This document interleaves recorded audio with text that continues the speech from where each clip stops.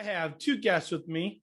Mitch, my buddy, Hello. who we've actually worked together at two different jobs, and Dave Weiss, who I found, I don't know, probably 5 years or so ago. And I don't even remember when I initially seen one of your original videos. But yeah, and today we're going to talk about one of those topics that sometimes trigger people, sometimes not. Yeah, it does. That's why I usually keep my mouth shut, because I can be a big mouth, and yeah, I don't always want to trigger people in certain situations. So go ahead, Dave. Mitch, the earth is flat. Your turn. It is round, Round like a pizza or round like a ball? almost perfectly spherical, but not quite perfect. Well, Neil deGrasse Tyson says it's an oblate spheroid, kind of pear-shaped. Slightly, yeah. Yeah. So what evidence do you have of this? Do you have any evidence of curvature or the radius or anything? What do you have? So one thing I saw actually tonight on my way over here, I took a picture of it, was the sunset. Yes. Love the which sunset. The sun was below the clouds, shining up the bottom of the clouds, Right. which would not happen on flat Earth. Well, how do you know that wouldn't happen on flat Earth? Sorry about the sound. Give me 1 second.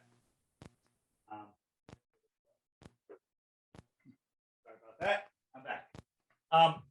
Well, how do you know that it wouldn't do that on flat Earth? You ever stand under a street light? Yeah.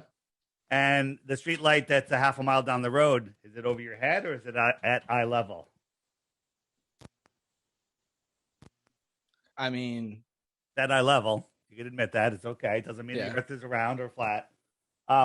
So as things go into the distance, they appear to go down. So what if you and I were outside in a field and there was a fence 5 feet tall, okay? And I'm standing on one side of the fence, you're standing on the other side. I assume you're 6 feet, let's just assume. And if I walked away, you're going to see me walk away until I'm so small you can't see me. But if you were 20, 30 feet away from the fence sitting on the ground, maybe let's say 50 feet, 100 yards, doesn't matter. At 100 yards, the top of that 5 foot fence will appear to be at your eye level while you're sitting on the ground. You can go test this yourself. And I wave to you, you see my head. And if I walk away, you're going to see this. You're going to see my head walk away, and it's going to set just like that behind something that appears to be at your eye level. Let me show you a quick example, and then we're going to do a comparison. So this is my flat Earth kitchen. This line, you can tell, is level, and I'm moving this little toy sun across it, and we're viewing it from an elevated celestial point of view. It's about to cross over this. This could be the fence. It could be a mountains. It could be a city skyline. It could be a cloud deck, but you can see that the sun never goes below it, and the sun is moving level. Now, I have another camera on the flat Earth counter at the other end, looking up, watching the sun go away. I'm going to show you the same thing. If I showed you this first, I would say, is this a level line or is it a curved line? Is a line going down? And you'd say it's going down. And I'd say, is it going below this thing that's at the camera level or beyond it? You'd say it's going below, right? Looking at it close, this is a level line viewed from a terrestrial point of view. Now let's compare this exact thing to a sunset like you observed today.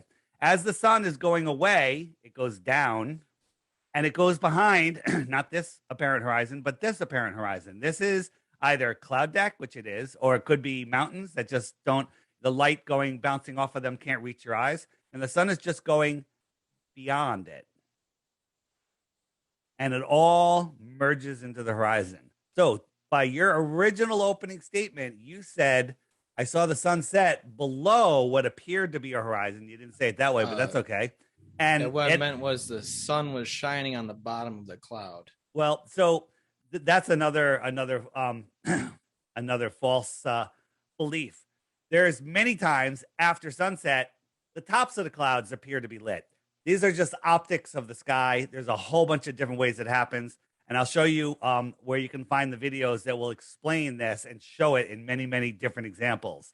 But, you know, if you Google flat Earth, top proofs the Earth is a globe, you know, flat Earth, you're going to get the shill videos. Look, you're going to get Professor Dave and Bob the science guy, both of them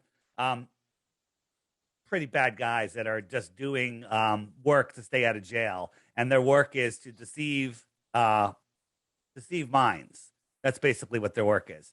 So yeah, I can say for a fact, like when I first started looking into this, like over 5 years ago, like you could just type in flat Earth on YouTube and you'd find everything. Awesome. Yeah. And then about 2-3 years ago, they changed the algorithm. Yeah, it's like only debunking videos. Which obviously, if I wanted a debunking video, I would be like flat Earth debunked, and you don't.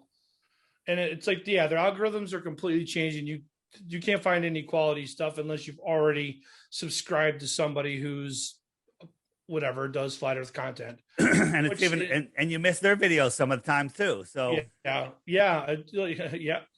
So I can't really easily show you here, but I actually took a great picture and I haven't loaded it in here yet. I'd have to find it, of the sun. 10, 15 minutes after sunset, tops of the clouds were still lit. And that's just because the sun is away. It's hitting the tops of the clouds. It all depends on angles, just perspective and the optics of the sky. So what would your next thing be that makes you think that the Earth is a globe? Would it be good? Sorry, I was going to say the sun doesn't really change in size as it moves around. Okay, so like in your example, yeah. So I'll show you that. So it all depends on the atmospheric conditions. When you're watching, most people watch a sunset over water, and that's where the air is the thickest and the most moist, and and it'll as it's going away, it'll magnify as it's getting smaller. It's kind of like a little dance. But if you actually measuring the sun is very hard, because you use a solar filter at the very end of the sunset, you can't see it, and that's the most important part when it gets down to where the apparent horizon is.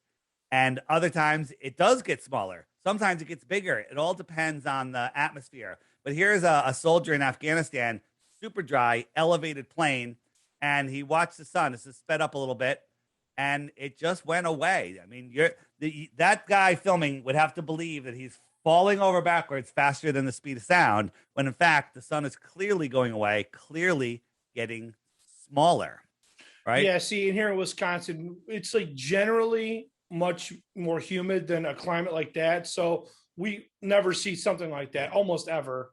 Right. And you would never, and when you have that more humidity, you get that, what I call, just like it sounds, the atmospheric deck of opacity. And that creates that, go out on a cumulus cloud day where there's spread out cumulus clouds on that nice flat deck, and you look up and you see all the blue sky in between them. But then if you look over at like 45 degrees, the clouds appear to be closer together, but that's just because of perspective, that you're not able to see in between those clouds because you're not right under them. And then 20, 30 miles away, they're literally the clouds are at your eye level, and they're all lined up side by side from your point of view. So you can't see up them because there's cloud, and they're all blocking your view. That becomes the atmospheric deck of opacity. The sun just goes beyond it and disappears. So I'm trying to find another quick sunset video for you, just so you can see it happening more than once. I'll show you this one while I'm looking. This is one where my friend saw the sunset from the bottom up, just like you do, down at the beach 10 minutes earlier. I watched the sun from up here. This is my drone, super dry. It was below freezing. And the sun, in 5 minutes' time, it went all the way down. And if the Earth was spinning, it would keep on going. But it didn't. It stopped. And it sat right here. And instead of going down, it went away and it disappeared into the perfectly clear sky, because the atmosphere is like water. It's like glass. And the light can't push through it. So there, I'm just showing it back and forth here. It disappeared. It never went below this apparent horizon, because this isn't the real horizon. This is where the clouds just merge into the ground. So that's what I call the sun fade out. And this is a candle. Now, what am I doing with this candle? Am I pushing it up from behind a table? It appears to be that way, yes. Yeah. So that's not it. What we have here is a Fresnel lens, which represents the atmosphere. I got the camera here, and I got the candle just on a little dolly, and I'm pulling it away. And as I pull it away, due to perspective, due to atmospheric magnification, it's getting smaller, but it's also getting magnified. It's getting lower due to perspective, and at one point, it just goes below your ability to see it. It goes below this atmospheric deck, right? So as I pull the camera away, watch up here. This is what's going on. This is the camera filming. It looks like it's setting, but it's still above the horizon. Now you say, well, the atmosphere isn't really a magnifying lens. Well, you can listen to weather experts. They talk about how the atmosphere is a magnifying glass. It does magnify things that you see, and it's different. And you know how when you see this moon rise, you look at the moon giant on a flat Earth. That when it's rising, that wouldn't be that big, right? Yeah, I was just gonna say that. I was gonna say the moon at certain times appears when it's either rising or setting to be very large. Right. Not every time, but guess sometimes. what? It's not. You ever take a Right. picture of the giant moon and you look at the picture and go, "It's tiny." You're like, "Why doesn't this camera grab it?" Right? Because it's the way our minds work when we see the moon. This is weird. Ready? This is really, you're gonna think I'm really weird, but this is a fact. Next time you see a giant moon on the horizon, turn around backwards, bend over, and look through your legs upside down at the moon, and it will be tiny. One of these days, Dave, I'm a little too big to do that now, but you could do it. You could do it now. Just for that. Watch. Look at this. Are these two tables the same width and length? Are they the same proportions? Are they? They don't look like it. Okay, they're exactly the same. Oh, that's crazy. They're exactly the same, and no matter how hard you look at this, you can't reconcile it. Okay, so figuring out the size of something until you can touch it and measure it, you have no proof. Okay, so when you look at the moon, you're not. I don't even believe that you're looking at a physical moon. I believe that you see the moon in the position relative to where you are. It's some sort of we're seeing a reflection of the real source of the moon. And one way to really quantify that is when there's a new moon. That's when the moon has got no light on it in the heliocentric model. Nobody can ever see it. No one's seen it with any telescope, infrared, nothing. And during a total solar eclipse where the moon supposedly is blocking the entire sun, you should be able to see the moon because from the moon's point of view, the Earth is fully lit. That Earth shine should go back and light up the moon, just like the moonshine lights up a book in the middle of the night that you can read. Cast shadows on the ground from the dusty, dirty ball that we say is the moon. That thing can send light all the way back to Earth.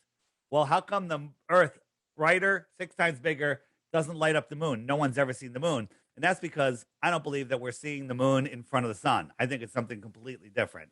But again, anything above our heads, anything beyond the shoreline of Antarctica is speculation. What else you got? I was going to just say, too, I think I find the moon fascinating. I mean, the sun is fascinating, too. The problem is you can't just stare at the sun for like an hour, or at least I can't. Yeah, I know you've gotten pretty close to that, Dave. I've done a little bit of sun gazing, not a lot, but it's easier to just look at the moon. And sure. It always blows my mind when I look up at the moon and try to figure it out. Like you just, I don't know, you can't almost. So here's a question. So this sun moving away, it doesn't really look like it's getting smaller, but it kind of does when it gets down low. And from this elevated position, we will see the sun a lot longer than somebody down in the valley here. That sun's going to set for them way, way earlier. And then they don't get to see this shrinking of the sun. But think about the moon. Well, if the moon is traveling across the Earth, how is the same face? If it's low and small, how come we don't see a different side of it? And the answer is, again, with this reflection thing, like if the moon is within the firmament, see this guy? It looks like he's facing us, but he's not. He's facing that way.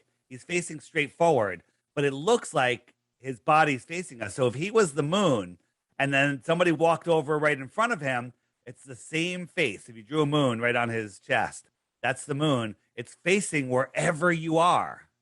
Okay. So that's almost like how the dome or whatever the firmament people. And by the way, that might be how it works. Might be, yeah. That might be how it works. I don't know, and neither do you or anyone that claims to. So let's go ahead. Let's do one more thing. So as this train goes away, it gets smaller, just like you would expect the sun to get smaller. Okay. The problem is this guy, P-Brain is his name actually, is on a terrestrial point of view of a terrestrial object. Now, this is a hallway where all of these lines are parallel. But if you look here, these lines, just like the string, the Flat Earth Kitchen, look like they're almost going straight down. And that's due to perspective. So here we have P-Brain looking at his sun, and the sun is just going to move across the flat Earth, okay? This is a side view of what this guy's really seeing. And so this guy sees the sun moving across, and it looks like this just looks like a regular sunset. Now, why isn't it getting smaller? Well, let's put our train cars up here. The train car is already smaller. So when it goes away, it really doesn't have much smaller to get, because when you have a lifted object away from you, it's smaller. Here's two balls. One of them's right near the camera. The other one, same ball, about 6 feet away. Okay? This one's tiny, just like you would expect the moon and the sun to get as they go away, let alone the optical problem. But we're at the same level. This is a terrestrial point of view. If I lift the camera straight up, no closer to this ball, just straight up, so we have an elevated point of view, flip this over, it's actually the balls that are going up. What happens is even the farther ball becomes almost the same size. Add a little atmospheric magnification in there, and you have your same size, even in the distance. The optics of the sky are no way to prove the flatness of our stationary plane. It's very simple. I mean, large bodies of water at rest lay flat, and we're not spinning. Here's what you have to believe, okay? Once upon a time, there was nothing. It exploded and became everything. And then all of the rocky bits, for some reason, started sticking together, and they got enough mass where they started having gravity, and they pulled in other rocky bits, and it just got bigger and bigger and bigger and bigger and spinning, and created the Earth and all of the other planets and millions of planets. But then all of the gases, they started to stick together and decided to make even bigger balls, a less dense medium coming together to create its own ball with more gravity than a more dense medium. You know, like rocks and earth, and right? Why didn't the earth balls get bigger? Or maybe they did. You know, one of the stories is that they start out that way, and then when they get really big, they turn into suns. Cool story, bro. Right? So what happened? So now you have a vacuum in between, right? So you believe that we live here. So now you believe that the earth is a ball, but I'm going to ask you some really simple questions, and you probably get them all wrong. If you get one right, you did better than I did. Okay? All right? How fast is the Earth spinning, the rotation of the Earth? Isn't it like 1,000 miles per hour? Very good. You guys have been talking, right? You taught him that. I didn't. I don't think I told him that. All right. Oh, so 1,000 miles per hour at the equator. Very good. At the equator, it's spinning 1,000 miles an hour. How fast is it spinning in Alaska? Hello. Maybe that's my wife, Rebecca. Hi, Rebecca. 600, 400. Well, less. Correct. It's less. So very good. You have a concept of what your model is. It's orbiting around the sun at, the speed that is? Okay. I don't know that one. 66,600 miles an hour. That's one thing I was going to ask Mitch, because we've never really talked religion or anything before. Yeah. My impression of you, based on I don't even know what, just whatever my observations in the past. Are you Catholic, or were you raised Catholic? No. Okay. Mitch. Yeah. So that's what I kind of figured. I wasn't sure, but I thought I'd ask just because I was curious. In the heliocentric model, there's a lot of 666s for whatever reason. It's really odd. Yeah. Like the tilt of the Earth is what 20. I can't remember the math off the top of my head. It's 24 point. That was like 18. Here, Yeah, you here got you it go. right there. So it's all 666s. Yeah, it's really weird. It's crazy. But let me make the point I was making. So back to the spinning, whirling, twirling, corkscrewing beehive solar system that we are in, and so we're orbiting at 66,000 miles an hour, and we're chasing the sun at almost 500,000 miles per hour. So I'm going to share my screen for a second, and I'm going to show you what's called the hypersonic sled, right? With sound, because I find it's much more. Oops, let me just go back for 1 second. Share with sound. All right. So this is the hypersonic sled. You have to believe. Ready? It's going to go by at Mach 8.6. I don't think I've ever actually. Wow, I've never seen that before. It's going by a Mach 8.6. You have to believe that we are orbiting the Earth 10 times faster than that. Okay? And then you also have to believe that we are chasing the sun 100 times faster than that. Okay? And not in straight lines, in curved lines, speeding up, slowing down, corkscrewing through space, right? Does that make any sense to you? All of these motions are going on, and you feel none of them. And then you go out into nature. Nature doesn't lie. When you go out into nature, what do you see? Do you see evidence of axial rotation at speeds that you can't fathom? Or do you see this? Do you see lakes that say, what are they saying to you? I'm going in one direction, curving 10 times faster than that hypersonic sled, and I'm going in another direction 100 times faster than that hypersonic sled. I remember when I was first looking into this stuff, I ended up for company business going to, I think, Massachusetts or something. And I had, on the flight, they serve you a drink. And I wanted to see if it was going to be still like the lake. And it kind of was. But what I wasn't considering was that was linear, the plane's moving in a linear line, not twirling and spinning and all that. Perfect. And the you plane can always feel it when the plane banks. You can always feel it. And when the you're sleeping, and all of a sudden they just start slowly dropping down for the airport, you wake up. You're like, "Whoa, we're changing altitudes." I can feel that, right? But to compare that to just the spin of the Earth, you have to take off the outside of the plane, and you have to double the speed. And then let me know how that works out for you. Let me know how that works out for your glass of water. I have a little point I want to make about that. So sure. We're not feeling the speed because what we feel is the change in direction and or velocity. So like all of those motions I'm talking about are not straight lines. We're spinning, that's a curve. We're orbiting, that's a curve. Mm-hmm. And we're arcing around the sun, that's a curve. But it is a constant speed. No, it's not a constant speed. If this is the sun, we come up, we speed up, and we slow down. We speed up and we slow down. And water never moves.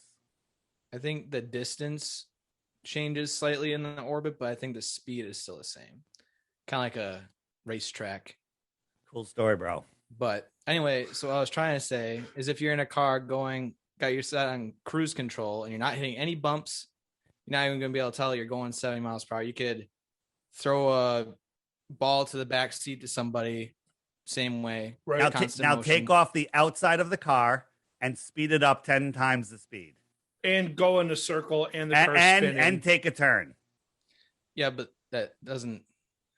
You guys, I know you're throwing in a lot of different directions, but it's still a constant motion. So it's not a constant motion. We're speeding up and slowing down. When we come around, when you're spinning on the Earth, just the spin, let's say that we're chasing the sun this way and we're spinning this way, then you come across and now we're spinning in the other way. Now we're going opposite direction. Okay? So when you're at the carnival and you see the teacup ride and they're going spinning, when you're on that ride, you might be doing a constant motion, but it doesn't feel like it. you feel like you're whipping around and because like, you're going in a curve. right. You're like, just the teacup is moving and the thing that it's on is also moving. And the you argument could be going the opposite direction or the same direction, but either way, you're still moving and you can feel that, like the change in speed, even if you're evenly turning yourself or whatever, you can still feel that, right? That's also relative to the size of which you're on. So like a teacup that it's about the degrees per hour or whatever. You're right. I got it. So I know exactly where you're going. You're going to say it's only one rotation per day. If you can't even watch the hour hand on a clock move, and that's going twice the angular speed of the Earth. True. But imagine a merry-go-round, regular merry-go-round, that rotates once per day. You'd really have a hard time seeing it moving, right? It'd be very boring to watch. Now expand that thing out to 24 miles in circumference. Now it's going a mile an hour. Now you can kind of walk around with it. And 24 miles, no, it's going a mile an hour. 24 at once, it's going a mile an hour. Yeah, so you go a mile every hour. A mile every hour. So you're going 1 mile an hour, right? In 24 hours. I'm just trying to get my math right. So now it's moving. So now we're going to bring it out to 2,400 miles. Now it's going 100 miles an hour. You can have a hard time driving your car to keep up with that Ferris wheel. Okay. Now that's a nice big circle. And now go to 24,000 miles an hour. 1,000 miles an hour is 1,000 miles an hour. I don't care about the angular speed. 1,000 miles an hour is 1,000 miles an hour. It's why when they at the carnivals where they have the adult, horse ride, merry-go-round. I don't know if it's called the merry-go-round. Only the taller, the stronger adults are allowed to sit on the outside horses. They'll put the kids on the inside horses because they'll get thrown off, and they're all going the same angular speed. It's showing you that the speed on the outer part it matters. So, it's scientifically provable that if you had a disc 24,000 miles around or a ball 24,000 miles around and spun it at 1,000 miles an hour, which is one rotation a day, it would explode. Okay. One other thing you said earlier was with your camera you raised up to look at the sun, and you said the people on the ground would see the sun set quicker. Yes. Whereas people on the bottom up. Right. Right. So doesn't that prove a globe by itself just because if you're higher up, you can see the sun longer? No. So good question. And I'll answer that. It's because they're looking at land, which was maybe 5 or 10 miles away, depending on where they were looking. And that land looks like the horizon on that land, which is the tops of the trees, the tops of the hills and the trees, where they meet the sky. It looks like it's at their eye level. But we know, since they're at the water's edge, well, that land probably is 20 feet high, and then the trees are another 100, 150 feet high. So the tops of those trees are way over their head, just like when you're looking at me on the other side of that fence. The fence looks like it's at your eye level due to perspective, but I walk away, the angle happens, and you see it set. They saw it set behind those trees, which is a false horizon. I get up higher, and I can see the trees. So let me show you a quick video which will show this. Now you can't see that there's a little object here. We'll call it a boat, a barge, whatever. But when I zoom in, there it is.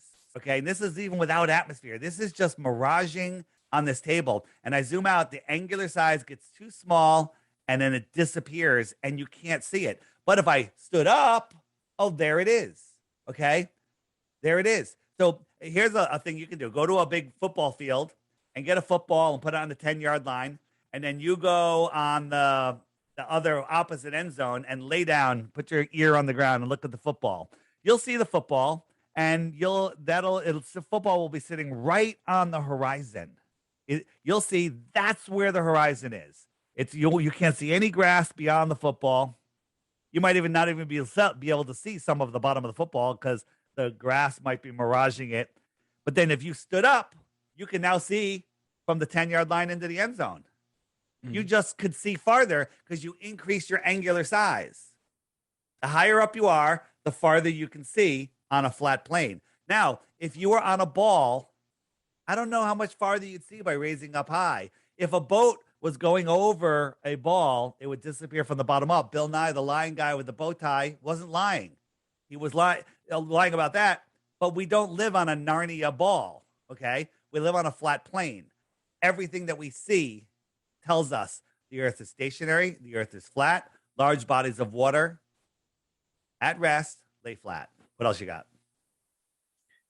I still think you should sometime go to the ocean, do the same experiment you did, see when the ground below gets dark with whoever's on the ground or whatever, and compare it to see if you can still, how clearly you can see the sun, how high up, because of your angle over the horizon. But we've done it a million times. I'll show you where you can see all of those videos, and then you can go out and do it yourself. Don't believe anything I'm telling you. Well, I'm going to show you how it's done. And then, we don't live near an ocean. Well, we live Lake Michigan's about central Wisconsin. So Lake Michigan's about we have videos across Lake Michigan. We can see Chicago's across Lake Michigan, right? We can see Chicago, where it should be, the tops of the buildings should be gone below the horizon, but it's not. And there's a boat out here. Can you see it? Can you see it? No boat. It should be over the curve, but I'm zooming in. There it is. I've increased its angular size. Okay. Now these little waves here are closer to us. So they're creating a false horizon, which I call the wave front edge. Now watch, I'm zooming out. This boat's disappearing from the bottom up. Is it going over a curve? It's not going over a curve, or I wouldn't have been able to zoom in on it. It's just going behind what I call the wave front edge. It's the way our eyes work. It's the way perspective work.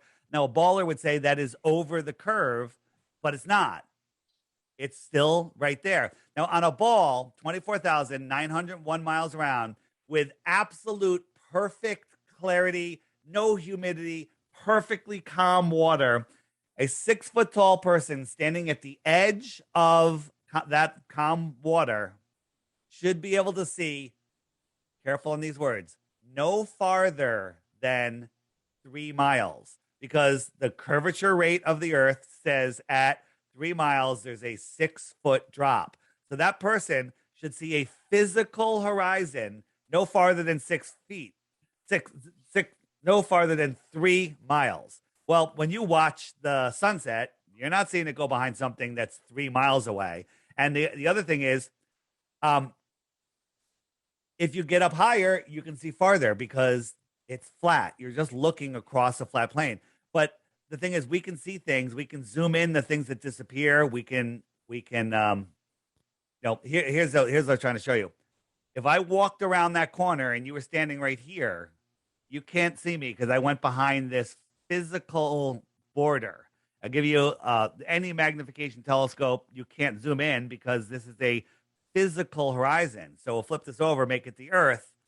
You can't zoom in and bring me back. Now, if this was flat and I disappeared because my angular size is too small, you can zoom in and see me again. Then I go farther away. I merge with the horizon. You can zoom in. But if I'm moving away, right, the horizon, if a celestial object is different, it goes away and it could fall behind. Everything's backwards for me. It looks like it's going down, but it's not. It's just going away. It's all perspective. Yeah, I have a photo that I took about 3 years ago of a lighthouse in Ashland, Wisconsin, which is right on whatever was that, Lake Superior up there. Is that the one that? Yeah, I sent it to you. Yeah, and I don't remember what website I used. It wasn't Google. My cousin back in the day used to do property preservation, so he'd use a website to measure property so he could build the company for how much he was going to mow someone's lawn for. So I used whatever site that he gave me to measure the distance from where I took the photo to the lighthouse. It was like, I don't know, what did I say, 4 miles? I don't remember exactly. It was like just over 4 miles, or maybe just under 4 miles. And the lighthouse, you can see like where the foundation of the lighthouse goes into the water, because it's actually on the water. But yeah, like I've had a lot of people tell me that doesn't prove anything because it's on Lake Superior. I don't know what that even means. but I guess if it's on Lake Superior, it's flat. But if it's an ocean, it's not. I don't know. I've had people So this try to is argue this weird this things with me, but I could take you here and you could look out and go, well, I can't see the beach. And you'd think it's over the curvature. So I'm trying to find that conversation. Where did it go? But again, these are optics. All right, what else you got? Because I seem to be losing your attention. Oh no, I was just trying we to were find trying to this find exact the example. photo from what I sent it to him. We had a conversation about it, but I'm trying to think. One thing I think people, I haven't talked to Mitch a ton about this, but I feel like whenever I have tried talking to people about flat Earth or being like, "Hey, have you just even looked at it?" They automatically assume the rest of the universe we assume is the same, and it's not. Like, we don't assume the planets are a ball. You know what I mean? We don't assume anything's outside of the Earth system. Right. Everything that we see is that we think it's provably like here. Just a flat disk in outer space spinning around the sun. No flat earther thinks that we're a disk floating in space. Only globe earthers think that. Yeah, so I don't know what your assumption of what flat earthers think are, but what do you assume flat earthers think that Earth is relative to the rest of the universe or whatever? Just because I want to get an idea. It's not like a catch you question or anything. I just want to get an idea of a lot of them have slightly different variations from what I can tell, based on what they think is happening. Some actually do think that the rest of the planets are round and we're different, but it just depends. No flat earther thinks that. So pretty sure the only one.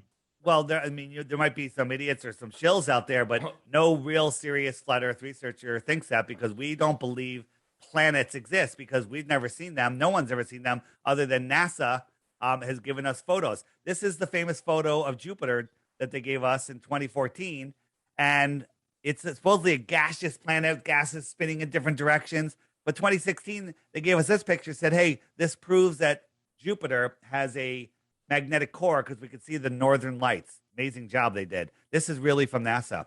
But the problem is none of the clouds changed. Same cloud.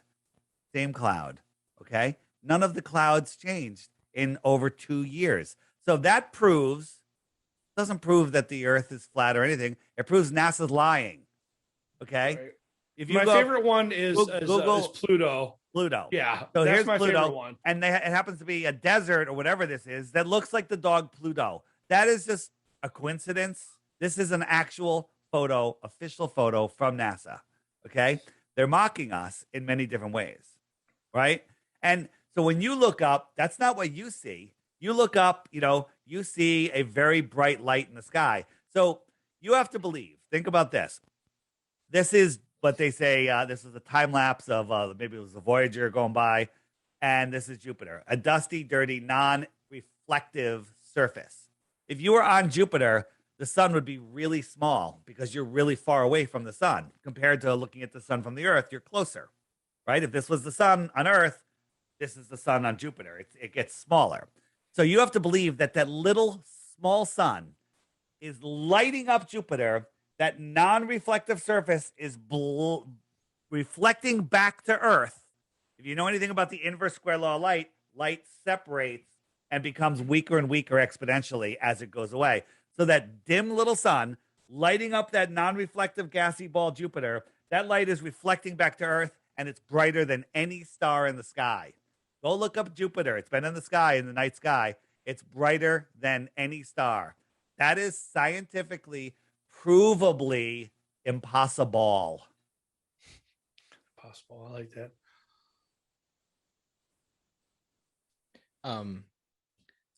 I had one other thing I was going to bring up. So you're talking about the eclipses before and how you thought that the Earth's light should shine on the moon during a new moon or whatever it was you were trying to say, right? Yeah, the Earth shine should light up the moon during a solar eclipse, but it doesn't. When that happens, I'm trying to think, the solar eclipse, is that when the sun is behind? That's when the moon is supposedly blocking the sun, right? Okay. So I just had a nice picture of the solar eclipse. This is a solar eclipse. If I could find it, which I took a picture of. Here it is. This is a solar eclipse. And then that would be the sun with what? Right. Okay. There's a piece of the sun missing. Now look, my mind is telling me that there's a ball in front of it, right? But you don't know what shape things are, right? When you look up at the moon, it looks like a ball. Is that a ball? How about this one? Is this one a ball? What do you think? Ball? Flat. That looks flat to you? It's a guess. It is flat. How about this one? Ball? It might be flat also. Cup. So what I'm saying is, unless you can touch it and see it, you don't know what it is, right? And then when you catch NASA lying all the time, you only need to catch them once, like that picture of Jupiter. You know, that makes no sense. Answer me this. Maybe you can help me. You know about the Georgia Guidestones? No. So in Georgia, down in the south here in Georgia, there's these Guidestones popped up. There's 8 different languages. There's 10 commandments in 8 different languages. And besides all of that, there's a whole. Not biblical commandments either. Not biblical. Just commandments about the new world order. It's a whole nother topic. It's a totally different topic. Whole other topic. But when you look through this hole, we do a little time lapse. Polaris, our North Star, is there. How is it possible that Polaris, it's been up for over 40 years, and there's also Stonehenge has a hole like this. The pyramids have holes that look up at North Star, and it's still pointing at North Star decades and decades later, and it doesn't move. So, but somehow, we're corkscrewing through space, traveling over 4.4 billion miles a year, allegedly, but Polaris never moves.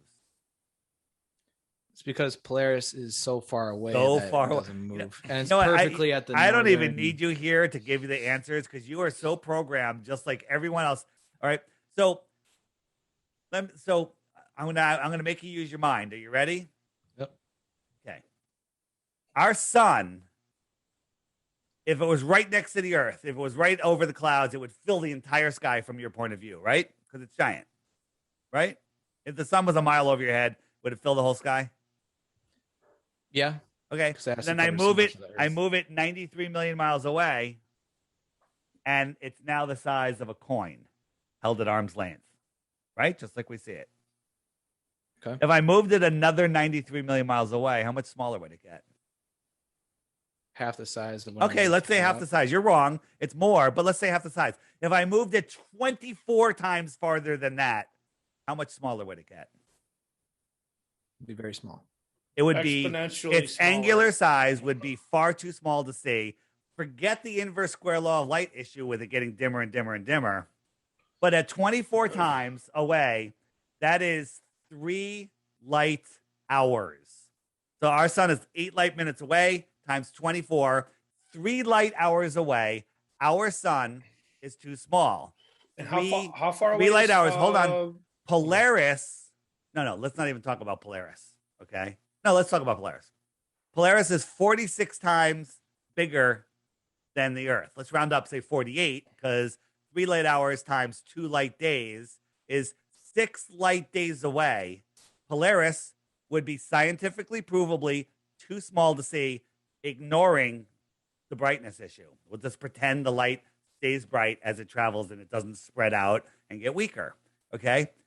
So it's 6 light days away. It's provable that is too small to see. You know how far Polaris is? They tell us 433 light years away. That is impossible to see. That is impossible at 6 light days away. Let's round it up. 1 light year. 433 times farther. Okay. All of this stuff is just complete and total nonsense. And we've been programmed with zero proof from liars that fake space, right? Everything about space they fake. So why would they tell you the truth about that? Okay. If you look, this is this is them playing with a lemon. They got a lemon up on the Soyuz. But guess what? This isn't a real lemon. It's CGI. It's a fake. It's called augmented reality. Look at it go right through their hand, right? So why are they faking floating things on the space station if they're really in space? Okay. Why is this woman using a real ball filled with helium? Is there a stuffed animal here? Oh, now there is. And now she's manipulating it. This is not a real object. This is from they're talking to kids, and it's called leap motion, augmented reality, and they're manipulating stuff in real time. She's either looking at a screen behind the camera or has contact lenses that are showing her where these objects are, and she's maneuvering them. And often they screw up and they misplace things, right? Like this is one. These guys are flipping their microphone around, flipping their hat, talking whatever, and this guy goes floating by way in the background. You barely see him, but I took it, I got it, I zoomed in, and oh, look at this. He's hanging from a harness, from wires. Why is he hanging from a harness? The answer we get back from NASA and the NASA fanboys is they use harnesses for safety in space. That caught them with their pants down and their harnesses on. Okay. So now watch what happens in the script. This guy in the green and the guy in the blue, this guy's flipping his hat around. I'm cutting it back and forth. He's supposed to pass his hat to this guy, and the guy's supposed to put it on the counter, on the wall. But he moves his hand. This guy thinks he's passing him the hat. He grabs it and puts it away. Oops, missed it. And then you should watch. This guy's freaking out. They're both stuttering. They're trying to like recover. Oh, that wasn't a weird thing I just did. His eyes are going all over the place. He's looking at the screen, trying to figure out what happened, right? This is fake. This is all you need to understand that they're faking space when everything that's floating glitches out. Okay? It's endless. Let me ask you a question. Why don't we see any land when they show us a view from the space station? Can you answer me that? I haven't watched the space station footage from that angle to really say that's true. Okay. Or not, so well, I'll tell you why. Because is that the Earth? Does the Earth look flat or does it look like a globe? hard to say because it fills up the whole screen. Right. Very good. At least you're using some discernment there. The problem is this is us filming from our front yard with the camera upside down. Okay. That's all it is. So our minds will see whatever we want to see. Okay. They show us nonsense, right? Look at this rocket launch that went the other day. What happened here? This is a new one? This went just the other day. Look, it went sideways. Rockets are just helium firework displays.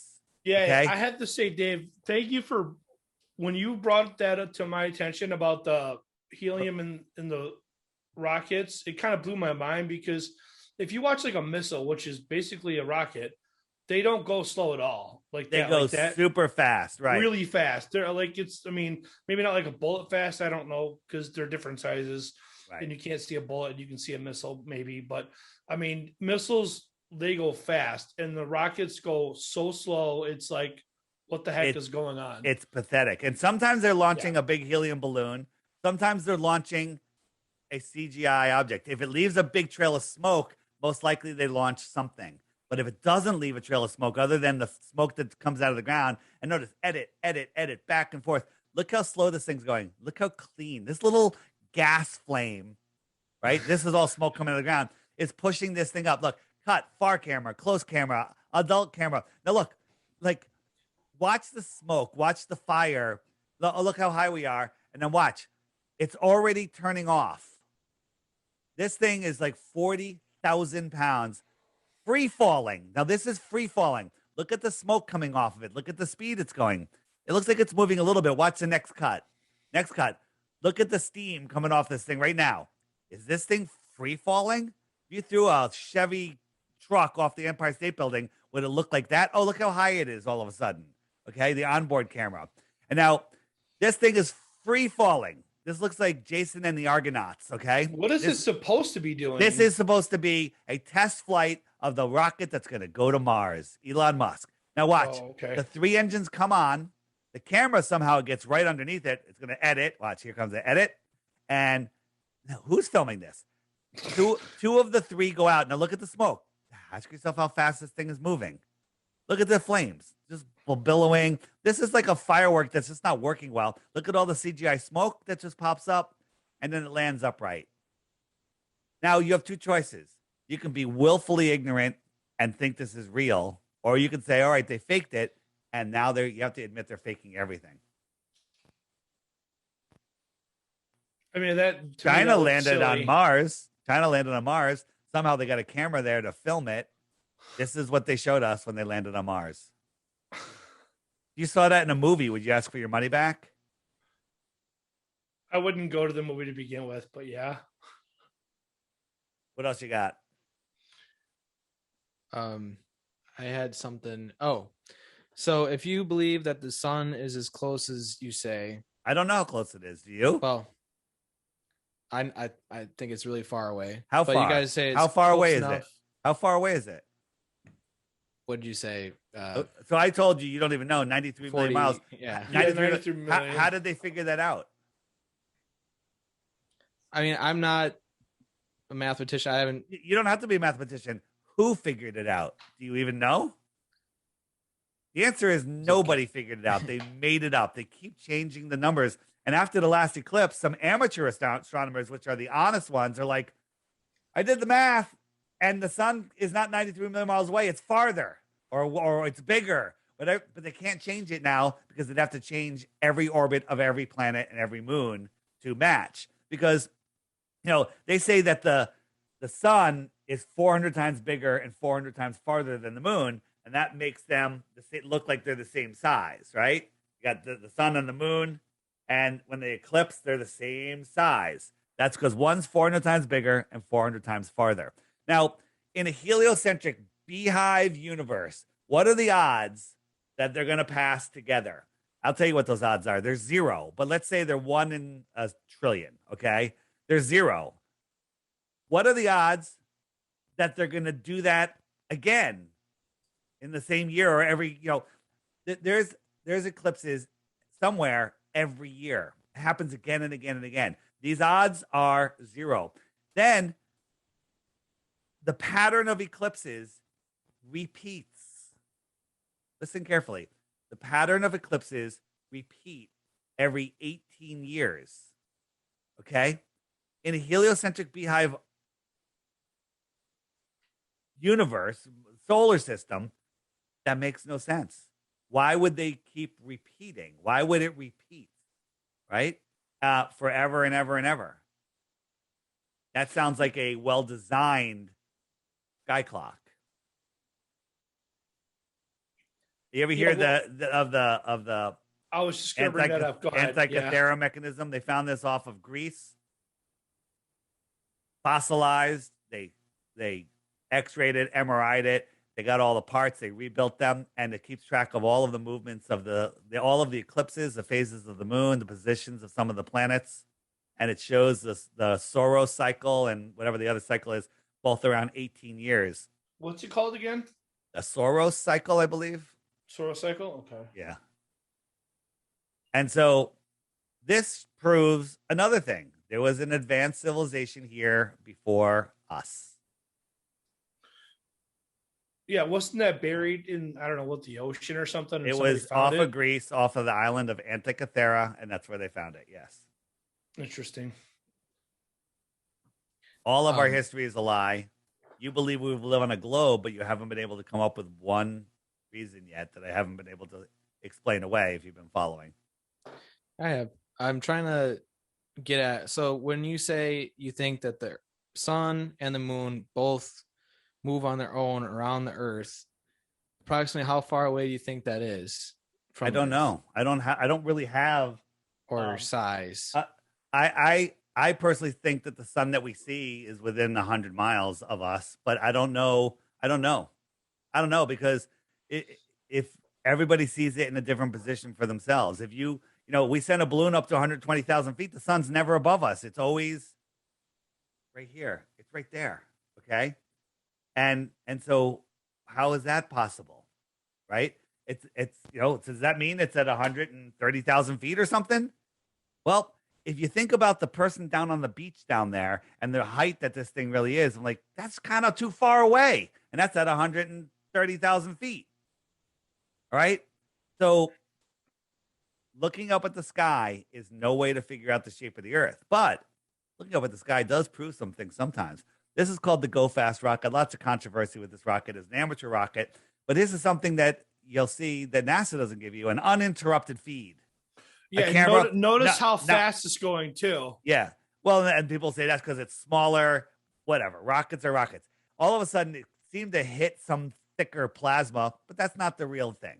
Okay. Some people say, oh, there was an anti-spin. Literally, NASA came out with damage control after we said this thing hit something at about 72 miles. But more importantly, right there, that's the moon.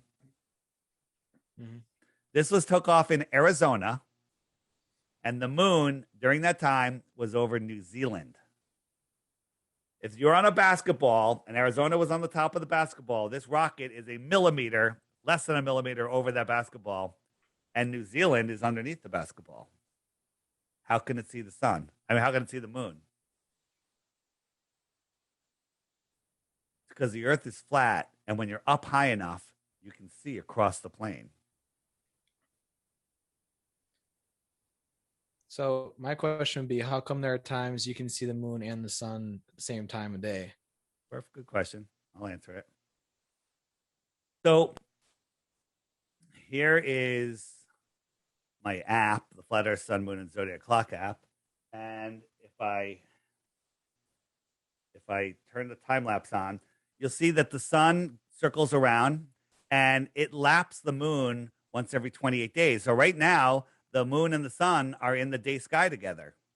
Okay. And the sun is getting farther and farther away. And you'll see that the evening dusk is hitting it. So now it's moving into the night sky. And when there's a full moon, it's opposing the sun, 180 degrees opposing the sun. So the sun and the moon circle around. They both migrate in between the tropics. And those are the two yellow lines, which explain our seasons. Right now, the sun is spiraling outwards towards that outer yellow line, which is the Tropic of Capricorn. So places like Central America, South Africa, Australia are having their summer while we're having our winter. We're having our winter because the sun is farther away from the inner north. We're in the inner north in here. So if you're far enough south, are you saying that there are times where you'll be able to see the sun in front of the moon? What do you mean in front of the moon? Because when it passes, there's times where the moon would be behind the sun if you were in the south. Well, no, there's different times where they'll meet at a nodal point and we have an eclipse, but that might not be from the actual moon itself. So the sun and the moon circle in the same direction. They rise in the east, they set in the west. The stars do the same thing. They rise in the east, they set in the west. The stars are going almost the same speed as the sun, but just a little bit faster. So the sun will migrate. It laps the sun once every 365 days. So the sun will hang out in each constellation for about a month. Next month it'll be here. Next month it'll be here. The following month it'll be here. And 365 days from now, it'll be right back to where it was, where it is now. So, and that's how the seasons work. Because if I move the sun to November, December, where am I? January, February, March, April, May, June. If I move it to June, the sun is all the way in over the Tropic of Cancer. We're here in the inner north. The sun is closer to us. The sun goes right over Miami, Southern California, Mexico. It's hot there because the sun is high in the sky. It's directly over them. It's low in the sky. It's farther away, like that far street light, versus the street light that's over your head. The one that's over your head is your summer sun. And the one that looks like it's low on the horizon, that's your winter sun. Farther away, it looks lower. But if somebody's standing underneath it, that's their summer sun. And our sun, our street light, whatever it is they're using, is the winter sun. So that's how the seasons work. And the whole idea of the tilted ball makes no sense because during our northern summer, they tell us the sun is farther away than during our northern winter. That makes no sense, right? And if you think about it, what is the sun doing? It's if we're inside this yellow circle, the sun is arcing around us, right? It's arcing around us. The Arctic. That's the Arctic. The north is the Arctic because the sun is arcing away. But if I'm out here outside of Capricorn in South Africa, in Santiago, in anywhere out here in Antarctica, the sun isn't arcing around me. It's antarcing. It's coming to and fro. It's antarcing, the Antarctic. And if you think that flat Earth is stupid, just hit that little handshake. These are all the flat earthers that are just near me. Okay. These are all the flat earthers that are near me. I have 210 now within a 50-mile kilometer, and I could send them all a message. Hey, we're having a meetup to make fun of people that believe the earth is a globe. Come to Joe's Bar and Grill, 5 p.m. on Saturday. Bam. 200 invitations went out to 200 awesome blue dots. Look, I have 2 messages. Somebody messaged me. I can go like there and let it load, and I will have messages from, takes a second to load. I've got 2 messages, Flat Earth John and Paige. Well, Paige is sending me a task because we're working on it. All right. And this is for you. You have 2 choices now. Before, you were ignorant to flat Earth like everybody was. It's not an insult. We were all ignorant. We didn't know. But now I've shown you doors. I've shown you that you can't Google flat Earth. I've shown you that there's many, many things that you need to learn. And the answer is every question you're going to ask is under that question mark. Okay? Where's the edge? What about ships over the horizon? What about eclipses? If I click what about eclipses, up comes a playlist of videos that for some reason don't show up when you look for them, and Google tries to serve them for you.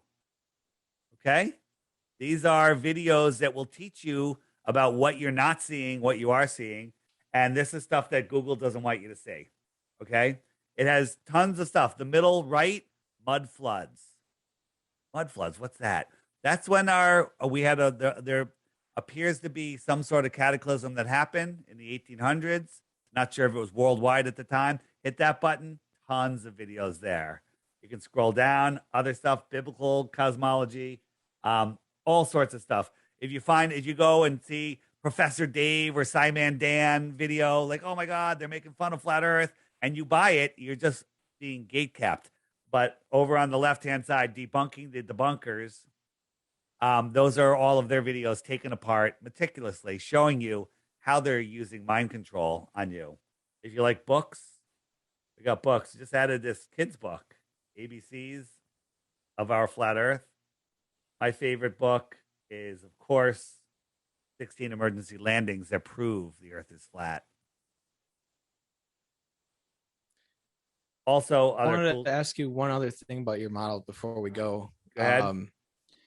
So in your model, south is obviously the edge of the Earth's surface, whatever you want to say. So are you saying that it takes much longer to go from, say, South America to Africa as it would from North America to Europe? That's exactly what I'm saying. So is there any proof of that, or is that just... Yes. So let's look at this flight from Santiago to Australia. Why don't they just cut across here? This would be the shortest route. But instead, they cross the equator, come back over, and cross the equator again. Why do they do that? Because the Earth is set up like this. This is the line that they go, okay? This is the actual flight path that they go. These are the stops that they make, and it's because it's a straight line. Let's look at some other ones. And I've actually tracked some of these flights before. One time when we were at JoJo's Park with Autumn, I saw a plane flying over, and I was like, oh, I wonder where that plane's going. So I pulled up, I don't know, Flight Tracker or whatever app I have on my phone to see what flight it was. And it was actually going to South Korea. So I tracked the whole flight, and I was like, okay, let's just try this. And sure enough, it was like shorter. It was on the globe Earth. It went like this huge round circle to Korea. But if you looked on a flat Earth map, it was like from Toronto to Korea, I think was the flight. It was like almost a direct straight flight. Not quite exactly straight because they're never going to be exactly straight, but it was a more straight than it looked on the globe. And I wasn't like, that wasn't like any kind of bias. I was like, oh, there's a flame flying over. Let me just see where it's going. And I just tracked it. So I mean, so think about this. If you're on a globe, the equator's right in the middle, and you wanted to travel from any northern destination to any other northern destination, there'd be no reason ever to cross the equator. You just go, fly across the globe, which is impossible. But on a globe, globe believers believe you can do that. Same thing in the South. You would never have to cross the equator. Here from Santiago to Johannesburg, they go all the way up here, crossing the equator twice. That's because it's a straight line. Why didn't they just fly across here? It's about the same distance as going to here. Why would they go all the way up here and all the way down? And that's because the Earth is flat, right? Are you saying all the same passengers were going from one spot? Yes, I mean, I am saying that. Staying on the plane and then going back down. No, so, sometimes there's plenty of people. There's planes that want to go these flights. Plenty of people that want to go to Mexico, right? Mexico City. Plenty of tourist stuff's there. So going from Auckland, it stops in Los Angeles and goes to Mexico City. Beautiful. Why don't they just go straight to Mexico City? Right? Why don't they go straight? Because it's a much farther flight. They don't want you to see it. Right? I think there's just more people that want to go to LA from Auckland than false. Okay. So Mexico this is from Perth to, what did it say? What, I can't even say it. Montevideo. And this is about the same distance as this. Why do they cross the equator twice? Because this is the route that they're going. What I'm saying is they're taking people from there to Los Angeles and connecting flight. Yeah, and the people are going here, and that's not true. Plenty of people want to go from Sydney or Perth to Santiago. They can fill planes. There are direct flights, right? There are direct flights, but the route that they take and the time that they take make no sense on a globe. They make perfect sense on a flat Earth. Okay, why don't they just cut across here? Because it's a straight line this way. There would be no reason to cross the equator. None. And then also we have emergency landings. Sometimes from Taiwan to LA, there was an emergency. They had to land when they were right about here, and they didn't land in Hawaii, and they didn't continue over. They went all the way up to Alaska. And the reason they did that is because Taiwan, emergency, Alaska's right there. Hawaii's all the way out here. NASA is in charge of all the flight routes. They're in charge of the GPS. They're in charge of the radar. They're in charge of the deception. Okay? But sometimes there's an emergency, and they have to think fast, and air traffic control will go, you're here. They know where they are. Bam, they land. People don't question it. Well, there's one guy that's questioning it, and he wrote this book, 16 Emergency Landings That Prove the Earth is Flat. This is free online as a PDF, or you can order the actual coffee table book. I recommend getting 5 of them because you want to give them to your friends, because anyone that touches that book becomes a flat earther. It's available on the app, as I showed you. I mean, that's just a link, or you can just Google it and find it. And my last thought was, if I'm looking at the moon, and let's say somebody in the southern hemisphere is looking at the moon, why is it that we see the same moon, but they all see it upside down? So if you guys spread out, you don't even need to spread out. If you drew a 6 on the ceiling right above you, right halfway in between the two of you. Here, I got a perfect example. What would he see? Would he see a 6 or a 9? Yeah. Yeah. So if we're looking at this on opposite sides, what do you see? Do you see the word quadrivium like the way you would read it? or is it upside down to you? I see what you're saying.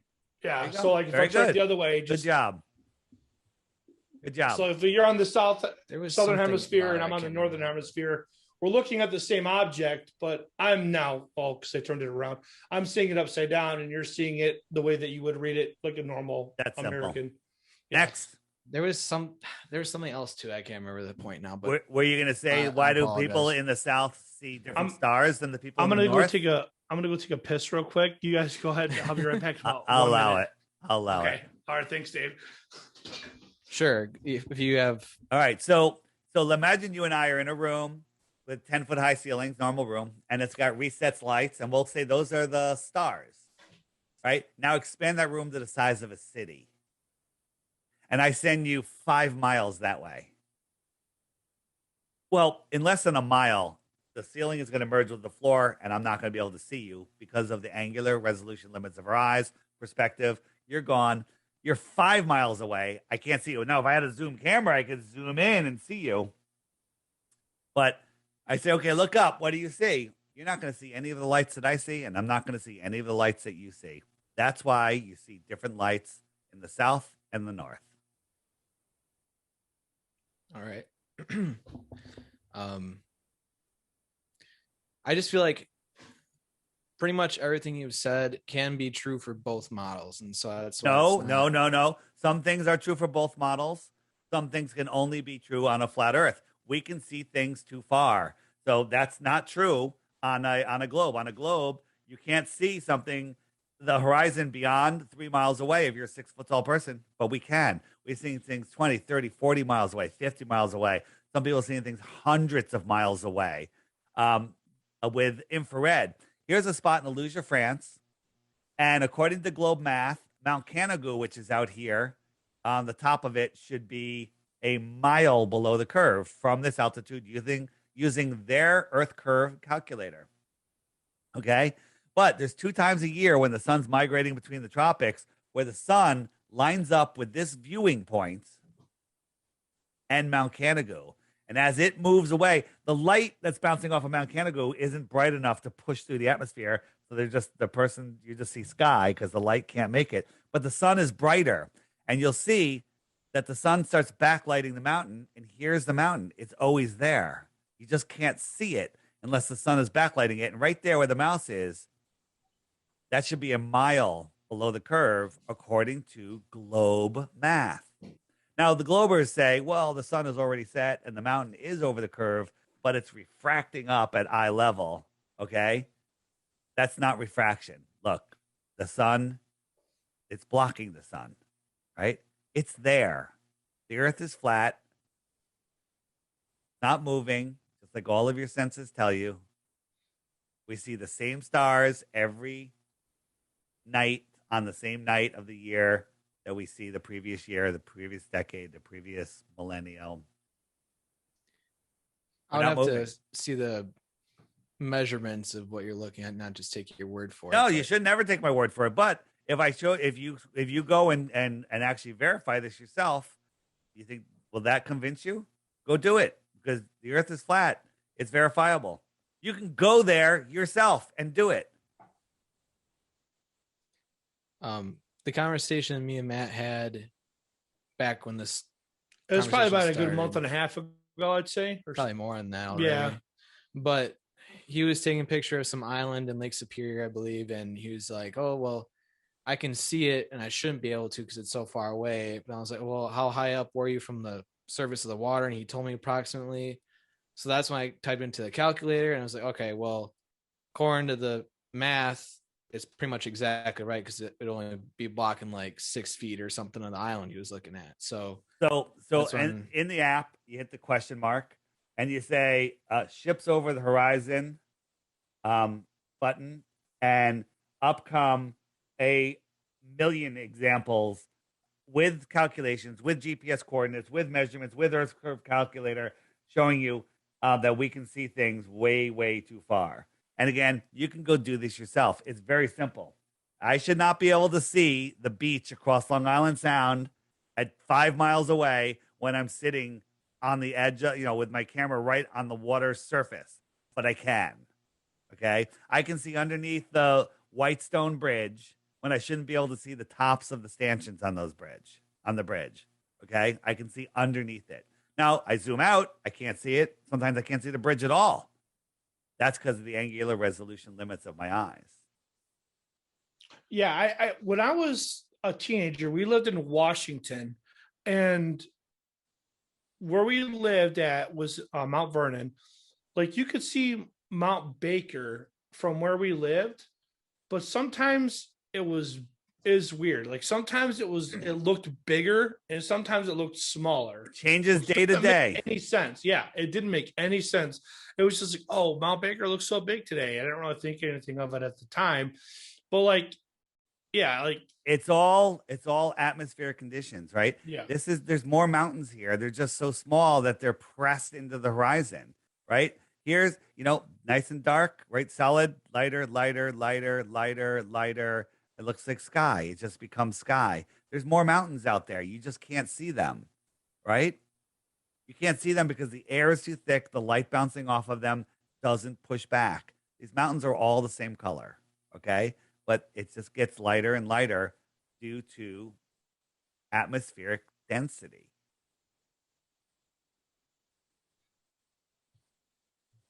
I'm trying to think if I have anything to ask as well. I mean, for the most part, I've been researching this topic for like 5 years. So Right. I feel like the only thing I don't quite can't picture in my mind is the lunar eclipses, but Right. So on the app, if you click, I'm still sharing. Sorry about that. On the app, if you click the eclipses, there's a video. One of them, it's called a Selenian eclipse, where on a globe Earth, in order for there to be a lunar eclipse, that's where they tell us that the Earth is blocking the sun, that the sun and the moon, have to be in perfect alignment with the Earth. Well, that would mean that a viewer would have to be able to see the eclipse. The sun or the moon would have to be below the horizon for it to be in line. But there's plenty where the sun and the moon are both above the horizon, which means the Earth hasn't risen I up. think you froze up a little bit. Did I? Am I back?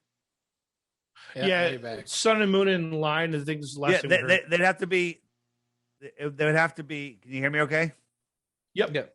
So the sun and the moon would have to be in alignment with the Earth, but you can see the eclipse starting while they're both above the horizon. That eliminates the Earth as the cause of the eclipse. And the other thing is, the eclipse comes in from the top sometimes. It comes in from the bottom. This time it was coming in from the top. This is just an illustration. The last lunar eclipse that we saw. And the other thing is, you can't take a distant light and then a ball and cast a distant shadow that has a sharp edge, right? If the Earth was doing it and shining on a ball, it would come in as an ellipse. It would spread out, and then the shadow would leave as an ellipse. You can do this. Get a ball, get a light, and try to eclipse it and get that perfect cookie cutter, circle moving by. It's something completely different. This is done by a dark body or something. I don't know what it is. You look at the ancient texts and stuff, and they talk about Rahu and Ketu. And now some people have caught some weird stuff on video of these dark bodies moving around the moon during an eclipse.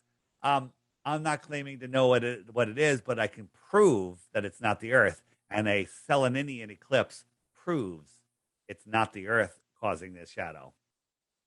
Impossible. I'd have to look into it myself to. Well, here's the thing. You have to look into all of this. I never heard of a Selenian eclipse until I started looking into Flat Earth either. Right. And the thing is, people believe the Earth is a globe, and they never looked into it. They were told by a liar in a bow tie, and they were told by the textbook that the Rockefellers fund and sell for 20% of what it actually costs to make. That way the schools can't afford to buy any real textbooks. And you are just indoctrinated into this belief system. And it's really easy. You know what? Kids don't like homework. Kids don't like to study. If I could just memorize this stuff, I'm done. All right, the Earth is a globe. They don't really teach you all of the stuff in school about the globe. They just want you to believe it. So they show you movies, Star Wars, Star Trek, Empire Strikes Back, whatever. You got all of this. It's all globe propaganda. Astronauts on Sesame Street, Disney, the Jetsons. It's all mind programming to make you think you live on a ball, so they can control you. So you believe you live on this ball. Yeah, that everything's going to fall apart one day. The sun's going to burn out. We're running out of food. We're running out of water. We're running out of land. We're running out of everything. All of that's nonsense. It's all mind control. As a father of a toddler, I might have like blown over all of the programming thing as a child until I had a toddler. You can't find any show for kids at all where there isn't at least one episode where they're in space or dinosaurs. Good luck. Right. Yep. I challenge anybody to show me a show on TV for kids where there isn't at least outer space or dinosaurs. There's none. Yep. Teletubbies. All right. Okay, I have to watch Teletubbies. You might be right about that. No, Teletubbies is a flat Earth show. Watch it again. Watch it again. Mitch might be right. He might have me on that one. And Mork, and what is the Mork and one where they're morphing in space all the time? Rick and Morty. Oh yeah. There's a lot of information in there. There's a lot. There's another show that I don't watch many shows, but this one's on Netflix, and it's literally showing you all of the truths in it. It's unreal. It's called Inside Job, Netflix. And if you watch season 1, episode 6, it will blow your mind on all of the flat Earth stuff that they put out there. I'll have to check that out. We don't have Netflix anymore. We canceled it quite a while Good for you. ago. I don't have it either. Yeah. But I after having looked into this topic, I do notice on TV when you do watch, there'll be like a flat Earth drop every once in a while. I remember like a couple years ago, maybe like 2, my wife and I were rewatching Lost, and like I don't know, maybe the second to last season. So maybe season 7, I think. They have like this giant flat Earth map right on the floor. I'm like, oh my God, how did I not see that before? And then like when you watch, what is Katniss, whatever the stinking, what is that movie with Katniss and there's so many flat Earth things, in Back to the Future. Katniss Everdeen, and where they, I can't think of the name of the freaking, where they had to fight for their lives in District 12 and all that. What was the name of that freaking series? Oh, Hunger Games? Yeah, Hunger Games. Yeah. They're fighting when they're in the Hunger Games, they're underneath a dome. Like there's all these crazy flat Earth weird. When we're done, Google Hunger Games U.S. presidential inauguration. Right? All right. They literally dressed up like all of the for which president? This is the current one for the current Biden, Okay, I'll definitely look that up. Look it up. Hunger Games Biden inauguration, and click images. It's literally the Hunger Games. All right, wrapping it up. Any other questions? Give me a proof of the globe. You got one? Or you realize you have some work to do? I just don't think that it's conceivable that all this would be just a lie. Well, that, but also this is all just to support NASA's budget. Nope. I never said that. You said that. What the NASA from your arguments from a lot of them, not yours, but it's all money. They don't need money. They use money to control us. It's monopoly money, right? In the game of Monopoly, it says if you run out of money, just write more money on pieces of paper and keep playing. Well, that's what they're doing with us. It's literally to control us. They supposedly give NASA $65 million a day. Nonsense. NASA gets whatever they need to do their CGI fakery in Hollywood, and that's it. This is about control. This is about, I just got back from the Flat Earth Conference in South Carolina. All those people are awake to all of the nonsense that's going on in the world. None of them, when you wake up to Flat Earth, you wake up to everything else also. And once you do, you literally unplug yourself from the Matrix. And the analogy I use is Neo in the Matrix. At the beginning, he's depressed. He's lost. Something's wrong with the world. He's sleeping a lot. He's just like, and that's because his mind is plugged into the Matrix. Then compare him to the Neo at the end of the movie, who unplugged himself, who woke up, got out of his drunken stupor, and started realizing who he is and the power of his mind. That's why the lie is. They don't want you to know that nobody has control over you. No one has power over you. The only power anyone anyone has over you is in your imagination. Okay? Just like space. The only thing that's been to space is your imagination. And they're controlling your mind with the television programming. They're steering your mind north, east, west, south with the news and EWS. Okay? They're keeping you living in fear. They're getting you to willingly give away your freedom, your soul, and they're literally trying to steal your soul, whether you believe that or not, in the soul lure system. Okay, they're trying to steal it away with nonsense. Okay, all those sixes, it's all satanic. If you knew what the leaders of this world were doing and how they view us, you'd wake up really quick. They want to keep us in a drunken stupor where we don't know. That's why, let's look at the beginning of the COVID thing that happened. Churches are closed. Everything's closed except the liquor stores. Those were open. Okay? That's bizarre, right? They want us not thinking. They want us not getting together. They want us not communicating. They want us separate. They're trying to put us into a virtual world right now, like they're doing with Facebook, with Meta. Have you seen the metaverse yet? They want everybody living in the metaverse. You go in there, goodbye. You're forgetting. You're going to forget what humanity is. So it's all about control. If you don't see what's going on right now, well, you better see it pretty soon. You better wake up and do the work to figure out what's going on, because we're going to go into some really, really dark times if people don't wake up. And the time is now. It's actually yesterday. It's the day before that too, right? No, tomorrow is not the day. Everybody needs to start sharing this information. And anyone that's watching this that has any show, if you have any audience, you can book me. Go to flatearthdave.com and click the booking link. Send me the information it asks for, and we'll figure out a show to do together so I can wake your audience up, or even yourself. Okay?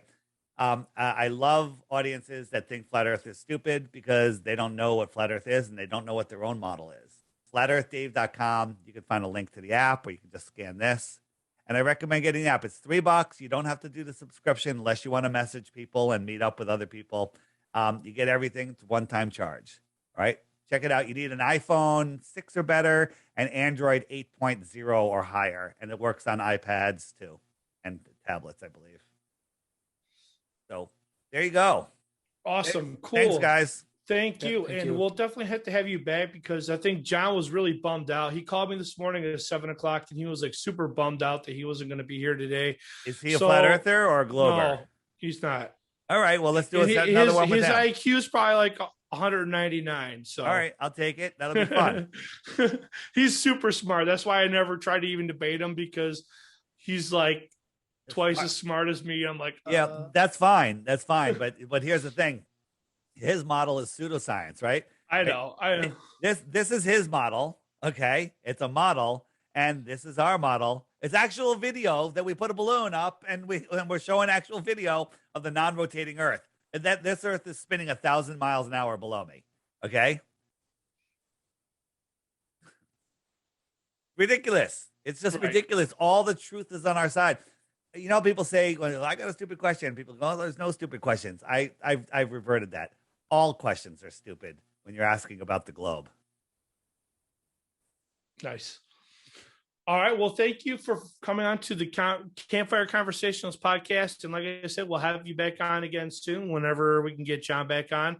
And thanks, Mitch, for coming in and subjecting yourself to a flat earther. How dare you? And I had a good time, and I can't wait to do this again. Thank you very much, Dave. And thanks, everyone, for listening. Have a good night. Thanks. See ya. Nice talking to you. You all love the Flat Earth Sun, Moon, and Zodiac Clock app. The best tool to show your friends and strangers how the Flat Earth actually works. But are you ready for a Flat Earth app game changer? A new feature has been added. But first, a reminder of some of the existing features. Video of the day. World time. See what time it is all around the flat Earth. A true Earth compass that shows true navigation across and around the flat Earth plane. Weather. Tap for detailed local weather information. Know what phase and where the moon is at all times. Watch the sun travel between the tropics for the seasons. Select an amazing background. Add a countdown to your next big date. Video playlists in different languages. See the real trade winds circling the flat Earth. Top 21 frequently asked questions with quick pop-up video answers. Access to the best photos and GIFs at your fingertips. Flat Earth books and merchandise, and more. Now, the game-changer upgrade we've always dreamed of having. After a year in development, our app just went next level. You're now able to find Flat Earth app users near you. See where they are and send them an instant message in the app. Instantly arrange for a Flat Earther meetup. When activated, blue dots mark the location of the app users near you. You have 3 choices on showing your location. PP, to pinpoint. This marks your exact location. CC, for city center, which will place you within a few miles of your current location. Or turn off, which removes you from the map altogether. Use it when traveling, or when you're out for a day at the beach, or while eating out somewhere. Find out where other Flat Earthers are and connect. Find like-minded Flat Earth app users and regain your sanity. The Flat Earth Sun, Moon, and Zodiac Clock app is the best tool to show your friends and strangers how our Flat Earth actually works.